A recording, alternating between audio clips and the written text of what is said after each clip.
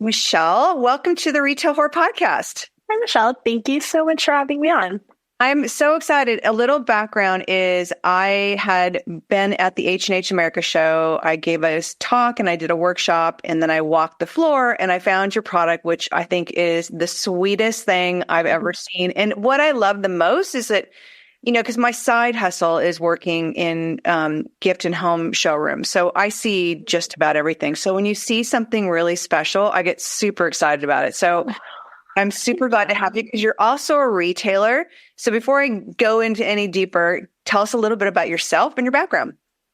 Yeah, so I was a printmaker. So I went to art school, I studied fine arts, and I specialized in printmaking, which is mostly I was working on paper. So it's any method that you're using, like plates or stones or screens to transfer ink onto another surface.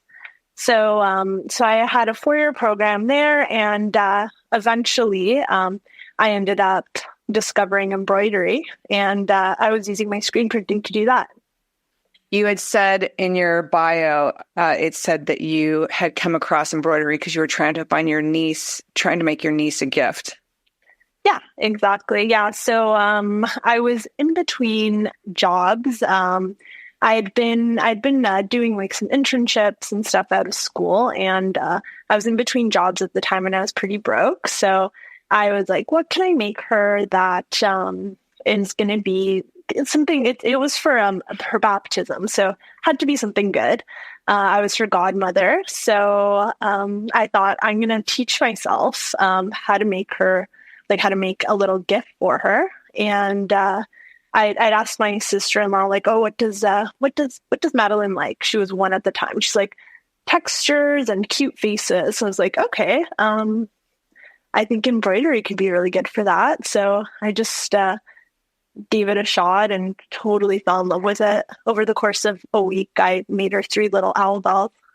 Oh my God. Okay. So your product now with the screen, with the printing, do you print your packaging? Explain, like, when you say you started printing for your product, like, one, since you're in your retail space, and for those who are on YouTube, why don't you pick one of your items and kind of talk a little bit about it, and then talk to me about like the screen printing where you were talking about the process, and do you do your as well? Sorry, do I do your packaging as well? Is that I do, yes. Yep. So that's all done in-house. I have a studio in Toronto. So this is my little shop. It's about 150 square feet. It's teeny tiny. Such a great But yeah, so these little dolls here are oh my God. It's what my dolls are. Yeah, and you could see all of the packaging. So here's one of my little kits, and this one makes the wolf. So I'll show you the wolf. So here it is. Cute. And that's so okay. So explain how you started. Yeah, you go from making your goddaughter's gift. How did you make the jump into production? Yeah. So I'd made her the 3 dolls, and then I went back basically to my job, which was at a printmaking studio at the time. I was back and forth between Italy and Canada for a few years. Wow. And so it was a pretty intense time in my life where I'd just graduated from school. I'd thought that I'd found this dream job at this printmaking studio in Venice. So it was a little bit of a too good to be true situation where my boss there basically told me that he was an elderly artist, and he wanted someone to sort of take over his business for him, and he needed someone who spoke English, and I'm a dual citizen with Italy, so it was easy for me to go back and forth. But essentially what happened was he made a lot of promises that he wasn't able to keep to me, to the artists, and I ended up having to come back to Canada. So when I came back to Canada, I was pretty heartbroken, and I had been using embroidery as a way to I guess, just deal with, like the anxiety that I'd had when I was at this job. And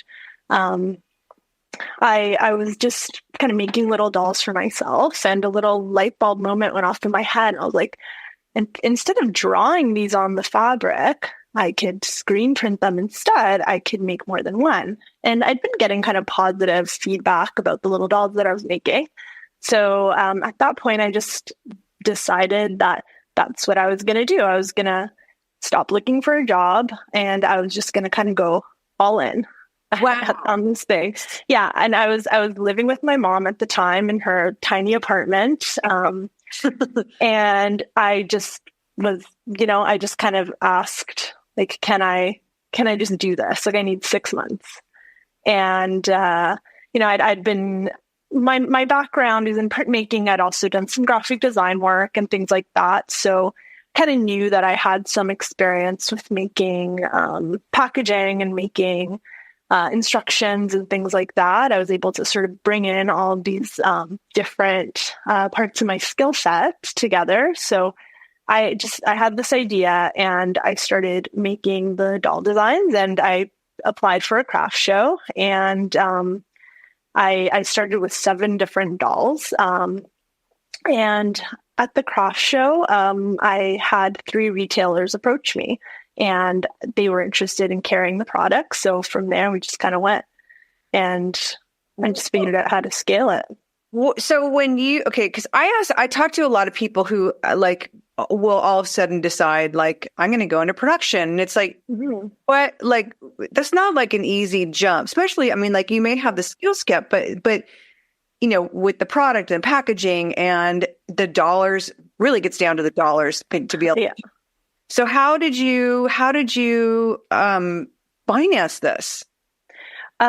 So I took out a small bank loan. I think it was for somewhere like $12,000. I had 5 years to pay it back. So I was completely broke when I started this business. Like, just had nothing. I had credit card debt.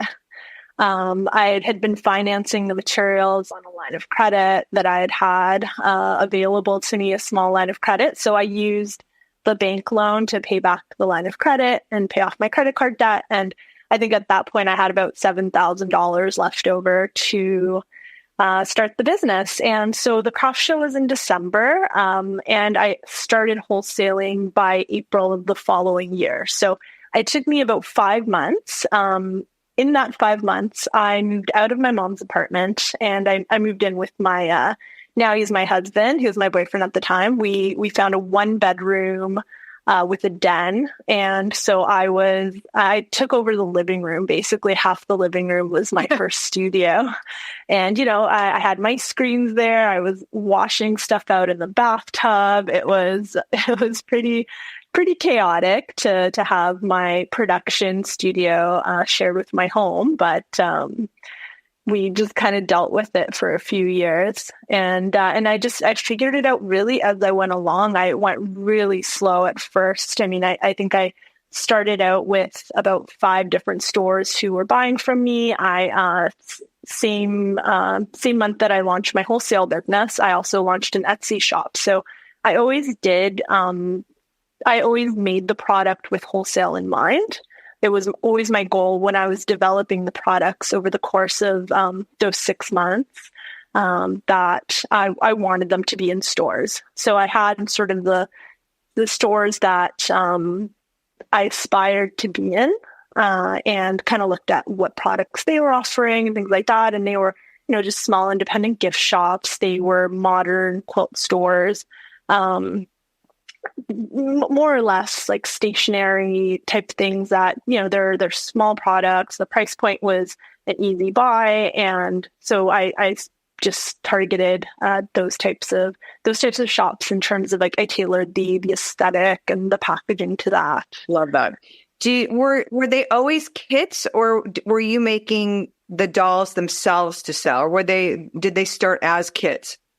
It always started as kits. Yeah. When I made the owls for Madeleine, I quickly realized this would be completely unsustainable.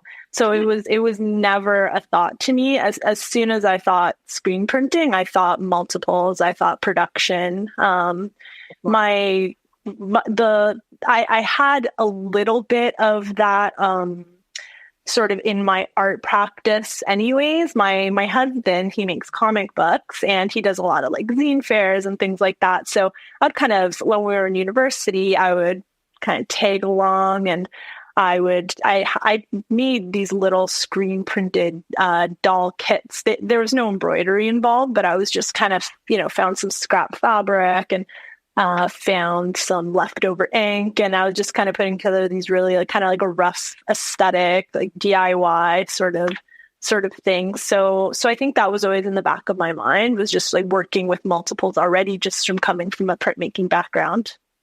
What did the packaging start out looking like before what it is now with the little cardboard, the cute cutout? Yeah, I mean, it was almost identical. That was the first version. The first version of my packaging, the only thing that's different is I eventually included a window in the back that showed the finished doll. But I was laser cutting the first version of my packaging before I found a die cutter. And I still work with the same local die cutter to do all of my packaging. But I was laser cutting the packaging and just gluing it by hand at first. Oh my God. Yeah. Within that 5 months though, between the craft show and launching the business, that's sort of what I figured out was where to source my craft board, where to get my stuff die cut, all of the sort of secondary manufacturing processes, and most of the processes I kept in-house. So like all of the screen printing was done in-house, all of the assembly. I was just outsourcing the things really that I couldn't do myself, which was the package cutting and printing the instruction sheets. Everything else I was doing at home. I was going to say, when you say in-house, it was literally in-house. Yeah, literally in my house. Tell me a little bit about, so your first show, and this is another thing I think for people, especially for retailers, that when somebody ventures out and does a show all by themselves for the first time, you obviously costs of booths, people don't realize how expensive they are. So right there, unless you're like a big brand, you're usually these obscure little areas. And so when you first showed, what did your first booth look like? Oh, okay. So I did a very lovely show called, it doesn't exist anymore, unfortunately, but it's called City of Craft, which was a very small indie craft show that was, just 100% the sort of target demographic that I was going after with my products. So I wasn't doing like these big consumer shows at first. I was sticking with these little sort of artsy, independent markets where the table fees were $200 or $300 for a 6-foot table. And it was just tabletop displays. Actually quite quickly within a year or two, when I saw that there was demand for my product, because I was selling out at shows and I was having more and more retailers start to approach me. So I took a bit of a chance, and there's a huge, wonderful show. You would love it. One of a kind show in Toronto. I think there's one in Chicago as well. But the Toronto one has between 600 and 800 artisans. Wow. And those booths there are like in the thousands of dollars, but fortunately they have kind of like a baby section called Rising Stars. So it was that booth there was around $800 for an 11-day show. So just breaking down the daily cost. It is a very long show. It's a marathon. It's a marathon. Yeah, people. And I mean, traditionally, I think things have changed a little bit just with the climate of like e-commerce and things like that. But this show, I think it's at least, somewhere like 40 years old. People from all over Canada would build up their stock over the course of a year and then just sell at that show. And that's sort of what they did. So these shows aren't like, just for everyone listening, these shows are not like the typical gift shows that we all go to, that you go and you place orders for. These are more or less cash and carry. Retail. Yeah. Okay. Exactly. They're for retail sales, not generally not wholesales. Yeah. That's what I wanted to find out. So when did you make the jump, and how did you, I mean, outside of people coming and inquiring, like when did you make the jump to doing an actual wholesale gift show? A wholesale gift show. I think I did my first, and I've actually never done specifically a gift show, but I do trade shows for soft crafts or for needlework. So the first one I did was in I believe it was 2018. I did a show in the US in believe it was in Cleveland. Sorry, I always confuse Cleveland and Cincinnati. Somewhere in Ohio that starts with a C. Cleveland, I'm pretty sure Cleveland. And it was the TNNE show, like National Needlework Association show. And it's a little tricky as a Canadian, getting across the border with all of the things. So I don't do shows all that often. And I all the shows that I have done have been pretty worthwhile doing. It's just it's hard to get over there sometimes with the booth and all the things. So now I have a question about that. So why is it challenging as a Canadian to do you not ship your booth in, or you're taking everything with you? And I'm guessing you cross border and they're like, what is all this stuff? So is that? Yeah, that's more or less the issue. Yeah. So I've what are they concerned about you bringing stuff over? Is it that's where I'm like, I'm so confused. I've never heard that. Yeah, you're not allowed to sell anything, and you could only take orders, and you're also not allowed to bring over $2,500 worth of product without having a whole other slew of paperwork and things like that. So it's just like, it's not a huge determining factor, but it's just, over the course of a year, it just sort of, there's only a certain number of shows that I want to do and can do. And if there's a Canadian show over a US show that's a lot more complicated to get to, then I'll probably opt for the easier one. But yeah. I was telling somebody after I came back from the H&H America show, and for those of you who are listening, H&H America show is the handicraft show, and it started in Cologne, Germany, and I think it's only third year this show, and it was. To me, I think the biggest eye-opening thing is, my grandmother, a lot of our grandmothers, my generation, they knitted and sewed. And my grandmother was a knitter, and there was craft circles that she was part of that.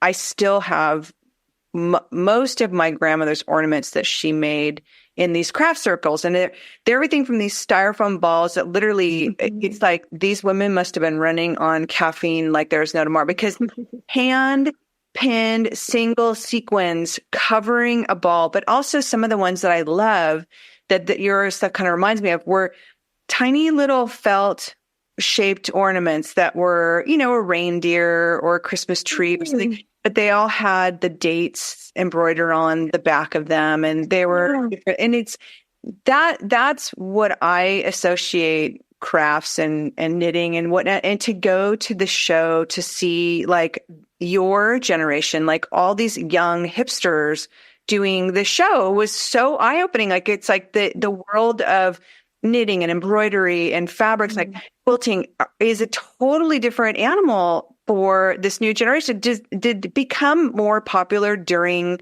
COVID when everyone was staying home, or is this something that's been gradually kind of this like growing quietly? Yeah, funny you should ask. So, I mean, I feel like I actually got really lucky when I entered the market with my stuff. Like I obviously I stand behind the quality of my products, but I also think it was a little bit like right place, right time, because there were all of these modern quilt stores popping up around then, or maybe like a few years earlier. Like I was just in the right position to supply all of these new stores that were appealing to like a really younger demographic with these kits. And Etsy was really starting to hit its stride as well. And I would say I started my Etsy shop in 2013. So it was I think it was sort of the golden era of Etsy before there was like just hundreds of thousands of resellers on it and stuff like that. You could still really get noticed on Etsy, end up on the front page of Etsy, they used to do featured seller interviews. So I was, I think within a year of starting my business, I was a featured seller, which, tens of thousands, if not hundreds of thousands of people were reading that because it was, on the front page for a week. So I was in a good position to do that, and the business was chugging along. And I mean, I hired my first employee in 2016 and moved into a studio space. So from my living room, it took about 3 years for me to move into like an 8x8 space. And from there, we quickly outgrew that space, and I took over my neighbor's cubicle. So we only lasted in that space for about a year. And by 2017, I had taken over like a whole big studio that was about 1,200 square feet, and more than I needed for sure at the time. I took on a couple studio mates as well to share the space with me. But really, like the business was growing, but it was nothing. It was nothing overwhelming until basically March of 2020, when all of a sudden I had no idea what was going to happen. I thought, we might have to shut everything down. Is the mail going to shut down? How's anyone going to get stuff? I have to like convert everything to PDF patterns now. But the mail did not shut down. And suddenly I just had this huge surge of orders, which it's usually my slowest time of year. I had like a year's worth of orders in a month. Oh my God, that's amazing. On Etsy. And I had an 8-month-old baby at the time, and I was supposed to be on maternity leave. I had one part-time employee.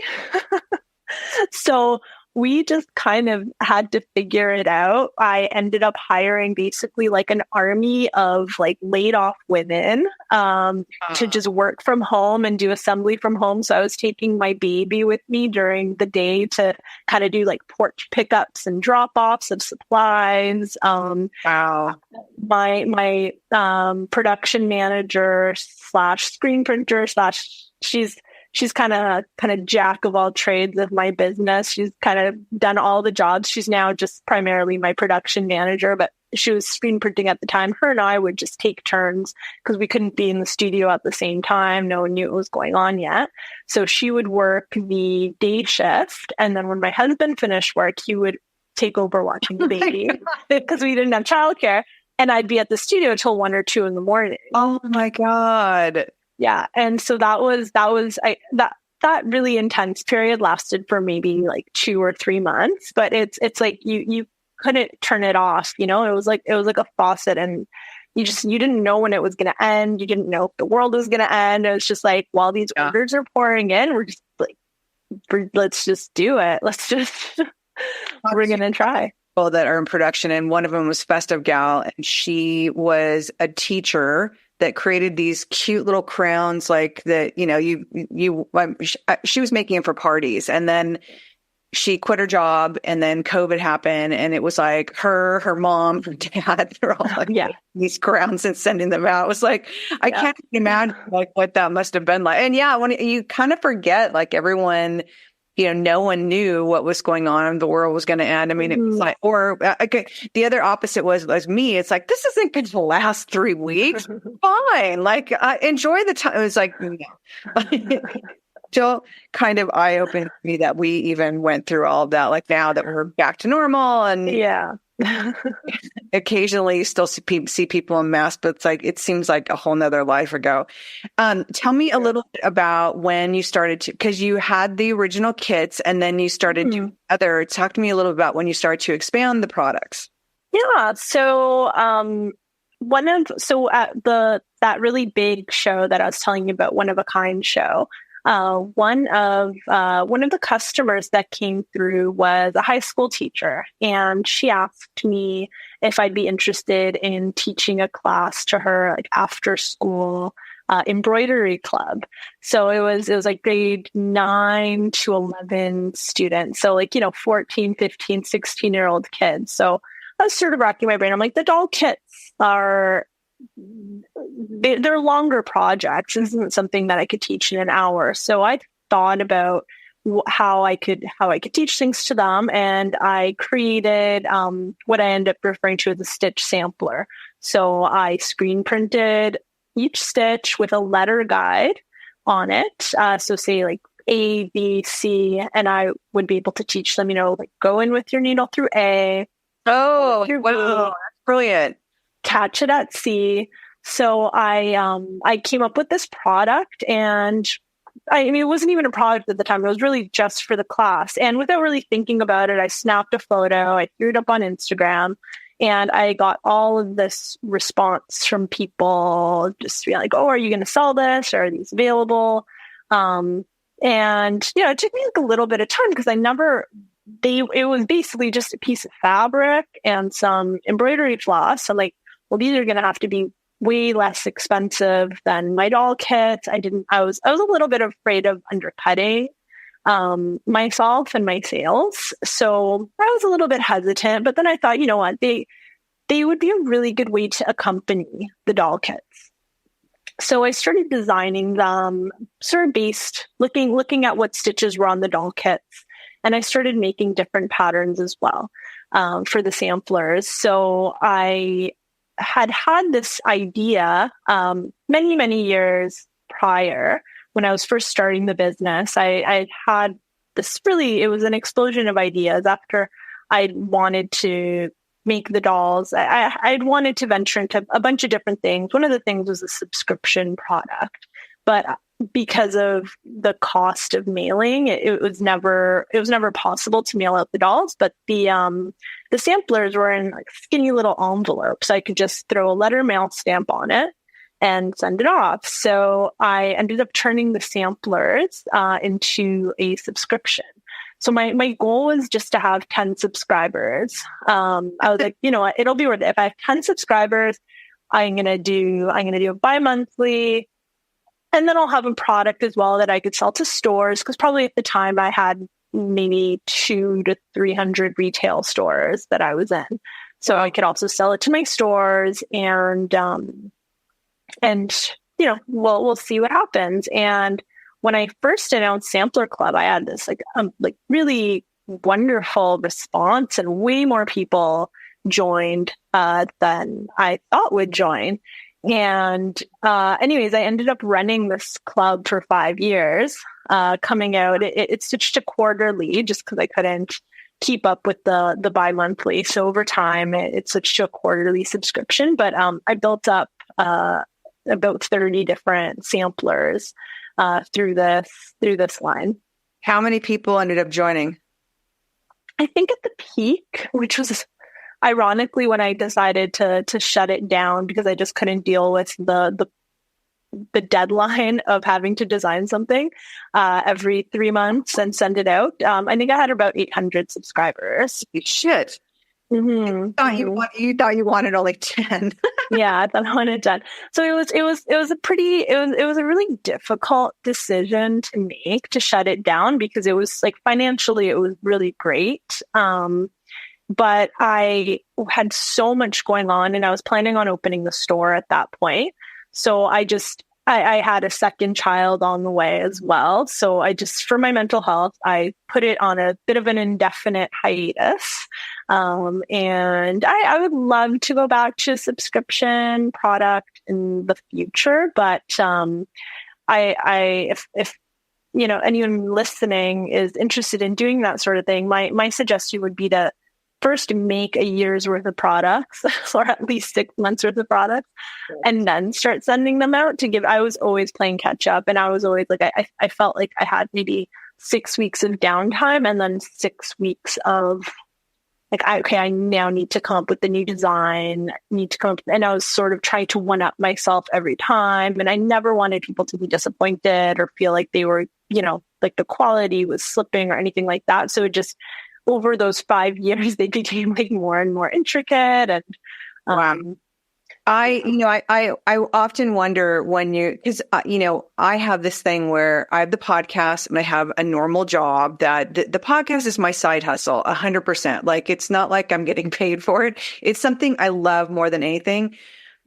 And then I have a blog that is incredibly lame because I do it, I'm all into it, and then I get busy and I forget about it. And I often think about like that stress of you have to kick something out, and yet you're supposed to be creative, and it's supposed to be better than the last one. But the hardest part is the creativity. Like it's and something like that you do. Like how did you get, because this is always a question I ask at the end, but I'm going to ask you in the middle of this since we're talking about it. It's like, how did you consistently stay inspired and get creative? And what was your process of continuing this thing every quarter? Oh, yeah. I mean, I would do a lot of deep dives on the internet. I would go to reference libraries. I was looking up, I mean, the beautiful thing about embroidery and the type of embroidery I do, which is surface embroidery, is just the sheer amount of stitches. Like if you're a cross stitcher, you're doing a cross stitch. You're doing the one stitch.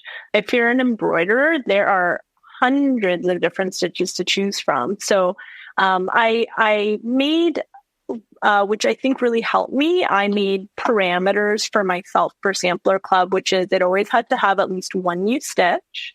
So each sampler had to have a stitch that I'd never included before in any of my patterns, essentially. So I would sort of start with that one stitch and then build it from there, build out the rest of the design from there. And that stitch sometimes came from watching a YouTube video in a foreign language and having to like reverse engineer what the stitch was, or looking at, like an 1800s, like Italian manual on embroidery. Like my inspiration came from so many different places. And one thing which I feel like it's good and bad. I try to avoid looking at what other people are doing. Like I do follow other embroidery artists, just because they're my community. But I try to never look at other people's embroidery work for inspiration. I'm looking at illustrators, I'm looking at ceramicists, I'm looking at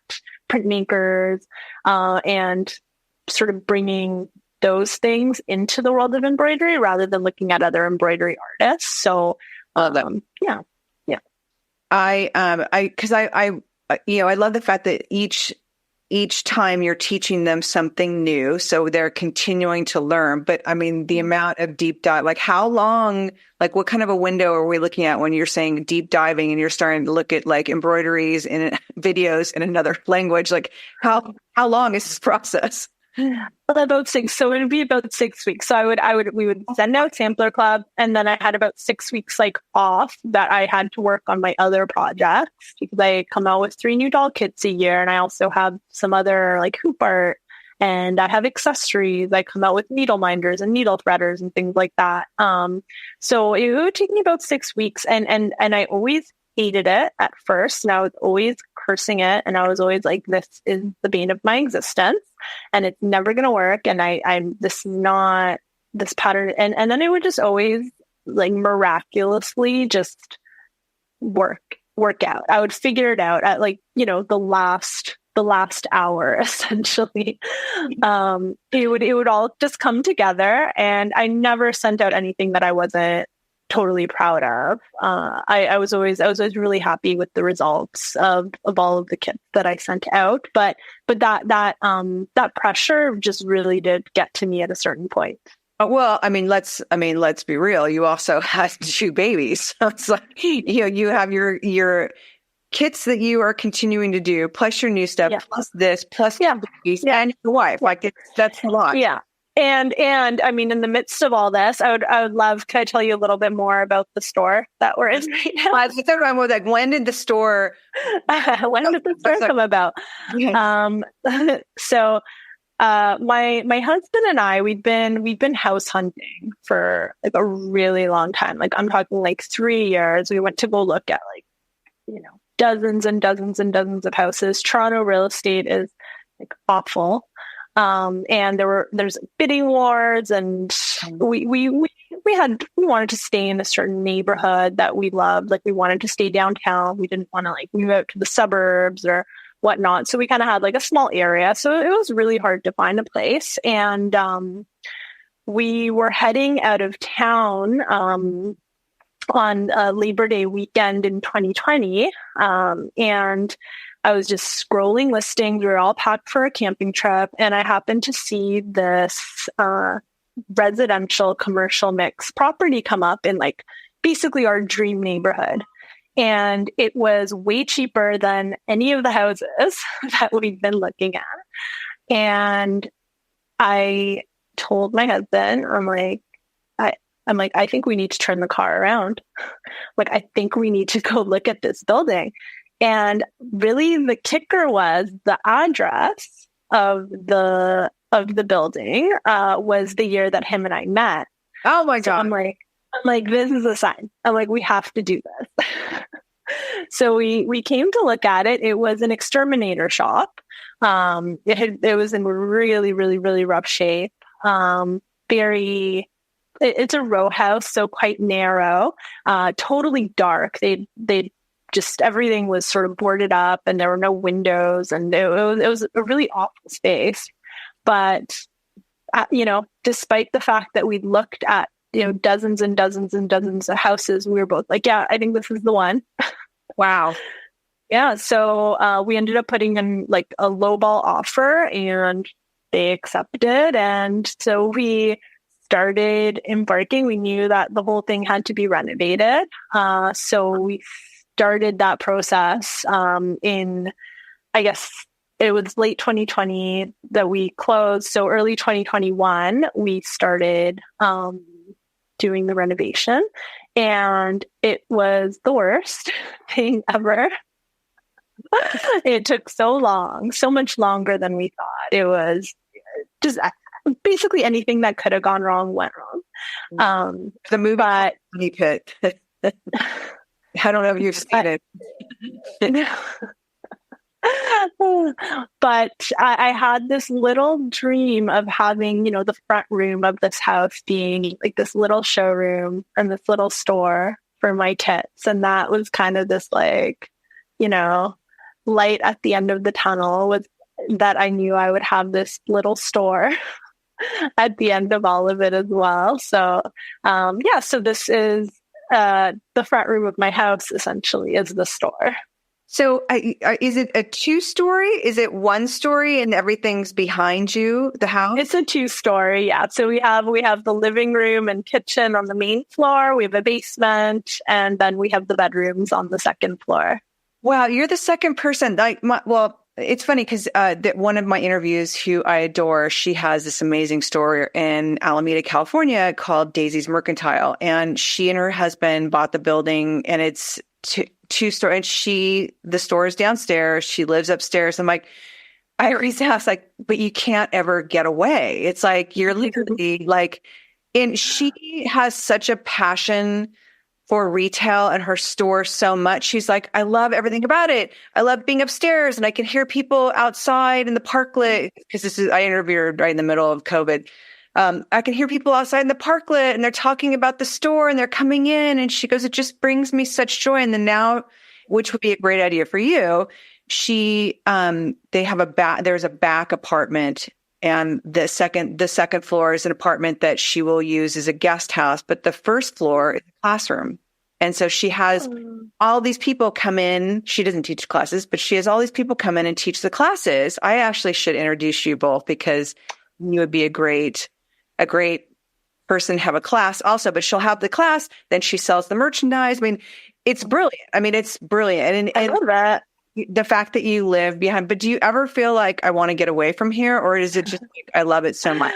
Well, the nice thing, like I said, it is a small store. I keep fairly limited hours at the store, and I still have my studio. So my studio is about 5 minutes away, which is great. Part of, why we wanted to sort of stay in this area too, is it's close to my studio. So I split my week between the store and the studio, which I think is working out great. If, my kid like last week had a sick day, I put up a sign that says, "Ring the bell for service." And I hung out with him on the couch while he watched cartoons.